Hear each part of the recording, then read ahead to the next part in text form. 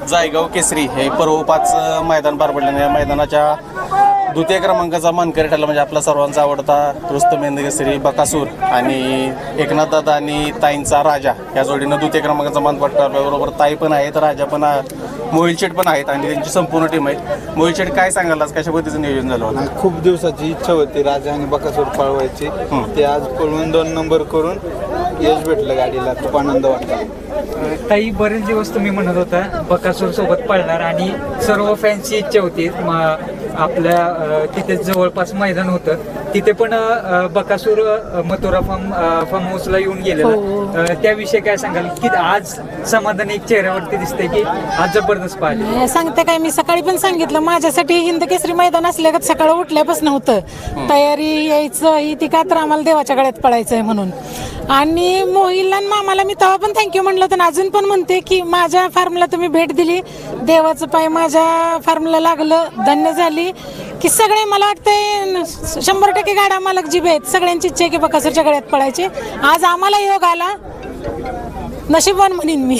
आणि आपण पण जबरदस्त गाडी आज चालवली, तिन्ही फेर. आपण सेमी तर लय भारी आपण हँडली गाडी.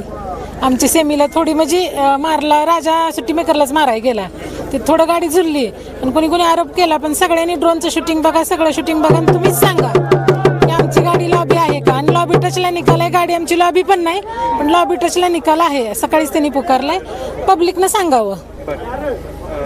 एक प्रकारे कशा पद्धतीने नियोजन झालेलं का अचानक ठरलं बकासूर? नाही, लय दिवसापासून होतं पण मामा मला म्हणले ते कोरेगाव नंतर पळू, पण 26 तारखेला ह्यांच्यात काहीतरी कार्यक्रम होता म्हणून मामा म्हणलं 26 नंतर जी बी मैदान करायचं ती मी बाईट मध्ये पण सांगितलेलं 26 नंतर जी मैदान होईल ती बकासूर बरोबर. बरेच दिवसाची इच्छा आमची पण पूर्ण झाली जेव्हा तुम्ही छकड्यावरती 2 जण मगाशी उभं होता. मी एक 10 वेळा म्हणलं असेल मोहिल कुठं आहे, परत ती क्षण कधी येणार, त्यासाठी हा एक क्षणाचा आनंद घ्यायचा म्हणून मी मोहिल आवाज देत होती.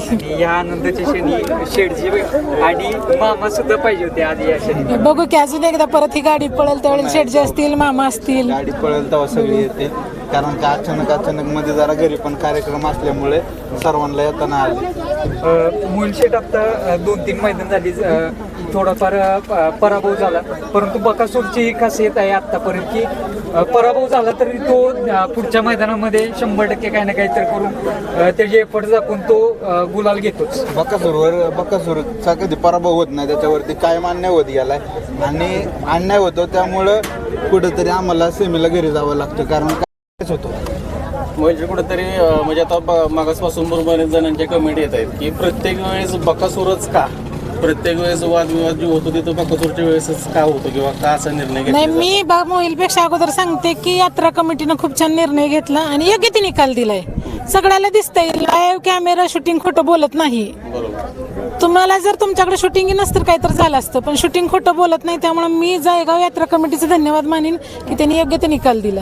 काय सांगाल? नाही, आमची गाडी जर कधी फॉल असेल किंवा बकासूरने सेमीला मार खाल्ला असेल तर आम्ही मैदानात 1 मिनिट पण थांबत नाही. बरोबर, 2 मिनिटात बैल भरून आम्ही रस्त्याला लागतो. पण आमच्या गाडी जर बकासूरने निकाल घेतला असेल तर आम्ही ती थांबणार आणि बैल पळवणार. आणि आयोजक कमिटीने आम्हाला भरपूर सहकार्य केलं, त्यांचं मनापासून धन्यवाद. काही सुट्टी थोडीशी लेट झाली म्हणावं लागेल खाली. नाही, ती थोडं राजाकंड आणि सुनीलकंड गणलं, सुनीलला राजा मारायलाच गेला त्यामुळे तिथं थोडा गाडीन झाला. नंदीची खासियत म्हणजे निकाल रेषेच्या ज्यावेळेस मध्य रेषेत आली निकालाला वाढवलं त्यांनी, ती काय बोलत नाही. दोन्ही पण नंदी निकालात पळणार आहेत.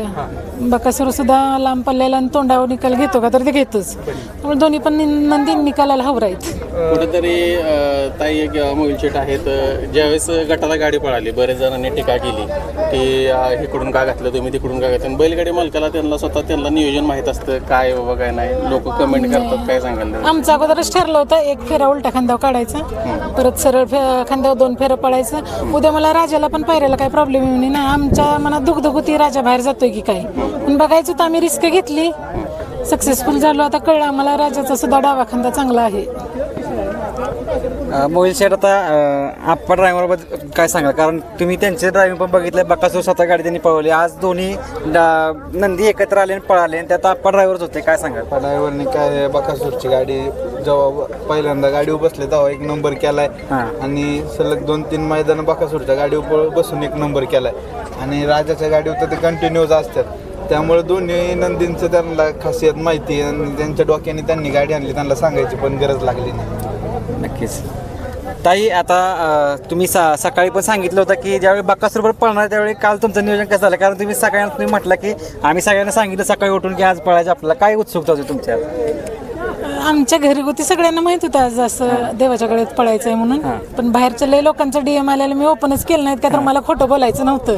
आणि त्यांनी सगळ्यांनी विचारलं होतं आणि मामा मला म्हणले ताई आपण सरप्राईज देऊ, म्हणून मग मी DM ओपन केलं नव्हतं. पण बऱ्याच लोकांनी अंदाज बांधला ती गाडी पळणार आहे आणि माझ्यासाठी तर सांगता काय, हिंद केसरी मैदानात जे आनंद असतोय तो आनंद आज होता की आम्हाला देवाच्या गळ्यात पळायचंय. ती एक वेगळीच उत्सुकता होती. सगळं नीटनेटकं झालं पाहिजे, कुठं चुकलं नाही पाहिजे, पण झालं सेमीला थोडं गंडलं पण सक्सेस झालो, यश भेटलं. मोहिल शेठ, एक प्रश्न आहे की बकासूरला तुम्ही रेग्युलर पळवताय की लोकांचे खूप कमेंट्स येत आहेत, खूप लोकांचं म्हणणं आहे बकासूरला सारखं का पळवलं जातंय? बकासूरची जेवढी महाराष्ट्राला काळजी नसेल ना त्याच्यापेक्षा जेव्हा पलीकडे त्याची मला काळजी आहे. त्याला कुठलं दुखणं काय मला सगळं माहिती असतं आणि त्याला कधी पळवायचा, कुठं झोपायचा, काय करायचं हे सगळं मला अनुभव आहे. त्यामुळं त्यांना फक्त कमेंट करायला काय जात नाही, ते नुसतं कमेंट करत जातात तुम्ही रोज पळवतात असं तसं, पण ते आम्हाला माहिती असतं की त्याला रोज पळवलं नाही तर काय प्रॉब्लेम होतात काय नाही. बैल 3-4 दिवसाच्या पुढे बसून ठेवला तर बैल 3 पायावर चालतो, 1 पाय प्रॉब्लेम आहे त्याला, जर रोज नाही पळवलं तर बैल पायाने लंगतो, त्यामुळे बैलाला रोज पळवायलाच लागतो. मोहिल शेठ, काल एक व्हिडिओ पाहिला बकासूरचा, पोहणी घालण्यात आलेली त्याला, कुठेतरी एक प्रकारे एक व्यायाम पण भरपूर झाला म्हणा. नाही, त्याच्या पायाला एक प्रॉब्लेम आहे, पुढल्या उजव्या पायाला बैल असं जास्त दिवस बसून ठेवला की बैल लंगतो आणि 3 पायावर चालतो. घरी बैल कंटिन्यू 3 पायावर उभा असतो, त्यामुळं त्याला पोहणी टाकून आणली नाही का, शिराबिरा मोकळ्या झाल्या आणि बैलाने आज दाखवून दिलं कसं असतं ते. ताई, संपूर्ण प्रवास बघताय बकासूरचा, मोहिल शेठचा, मोहिल ते मोहिल शेठ पर्यंतचा प्रवास कसा वाटतो? मी बघितलंय की मोहिलचा, लहान होता मोहिल तेव्हापासून बघते बकासूर तर बिना एसनीचाच यायचा मैदानात. मला वाटतंय खिलारगावची काहीतरी का की निसर्गाची नाळ त्यांची काहीतरी एक व्हिडिओ होता, नाही सांगता का हे सगळं बकासूरनं ह्यांना दिलेलं आहे. पण ताई कुठेतरी शून्यातून विश्व निर्माण केलेलं आहे बकासूरनं. काही बॅकग्राऊंड नव्हतं, काय नव्हतं, तिथनं इथपर्यंत ती कुठं कष्ट आहे ते लोकांना कधी दिसत नाही. नाही कष्ट असून ह्यांची पण आवड होती बैलगाडी शर्यतीविषयी. ह्यांची धडपड, वैभव मामा असो किंवा वैभव मोहिल असो, घेऊन जाणार, फेरं काढणार, एक घोडी पण त्यांची मी एका व्हिडिओमध्ये बघितल्या. त्यामुळे त्यांना यश आलं, त्यांनी जी त्यांचं म्हणजे ध्येय होतं ते ध्येय गाठलं मोहिलनं असं मला म्हणायचंय. आणि बकासूरनं तर सगळं रेकॉर्ड म्हणजे केले, ते रेकॉर्ड कुणालाही तोडणं म्हणजे पॉसिबल नाही. म्हणजे असं म्हणावं लागेल जे आवड होती तेच प्रोफेशनच केलं. 100% आणि ते सक्सेस. आणि मोहिल शेठ तिथूनच तर झाला बकासूरमुळे. नक्कीच खूप साऱ्या शुभेच्छा असतील आणि नक्कीच परत एकदा ही जोडी 100% पळताना दिसेलच. चालेल, खूप साऱ्या शुभेच्छा तुम्हाला दोघांनाही. थँक्यू.